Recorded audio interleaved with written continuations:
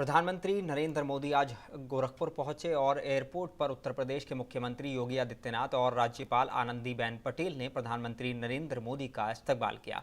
सड़क मार्ग द्वारा मोहद्दीपुर, गोलघर, रेती और गोलघर होते हुए गीता प्रेस के शताब्दी वर्ष कार्यक्रम में शामिल हुए। गोरखपुर आगमन के दौरान जगह जगह लोगों ने फूलों की बारिश कर उनका स्वागत किया। गोरखपुर से लखनऊ वंदे भारत एक्सप्रेस को प्रधानमंत्री नरेंद्र मोदी ने हरी झंडी दिखाकर रेलवे स्टेशन गोरखपुर से रवाना किया और इस दौरान गोरखपुर जंक्शन रेलवे स्टेशन के पुनर्विकास का शिलान्यास भी उन्होंने किया। इस दौरान राज्यपाल उत्तर प्रदेश आनंदीबेन पटेल, मुख्यमंत्री योगी आदित्यनाथ सहित अन्य अधिकारीगण मौजूद रहे।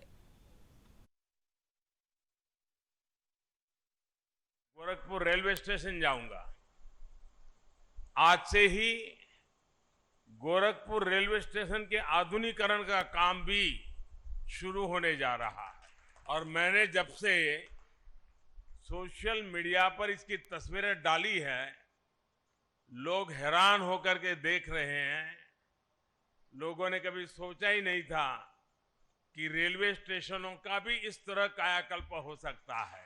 और उसी कार्यक्रम में मैं गोरखपुर से लखनऊ के लिए वंदे भारत ट्रेन को हरी झंडी दिखाऊंगा और उसी समय जोधपुर से अहमदाबाद के बीच चलने वाली वंदे भारत एक्सप्रेस को भी रवाना किया जाएगा।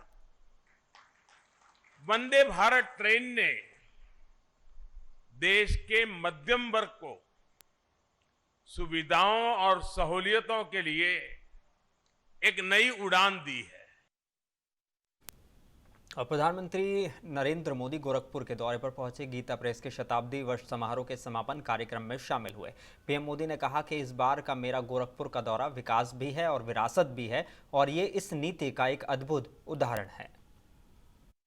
पवित्र मास, इंद्रदेव का आशीर्वाद, शिवावतार गुरु गोरखनाथ की तपोस्थली और अनेक संतों की कर्मस्थली ये गीता प्रेस गोरखपुर। जब संतों का आशीर्वाद फलीभूत होता है तब इस तरह के सुखद अवसर का लाभ मिलता है। इस बार का मेरा गोरखपुर का दौरा विकास भी, विरासत भी, इस नीति का एक अद्भुत उदाहरण है। सावन का पवित्र मास, इंद्रदेव का आशीर्वाद।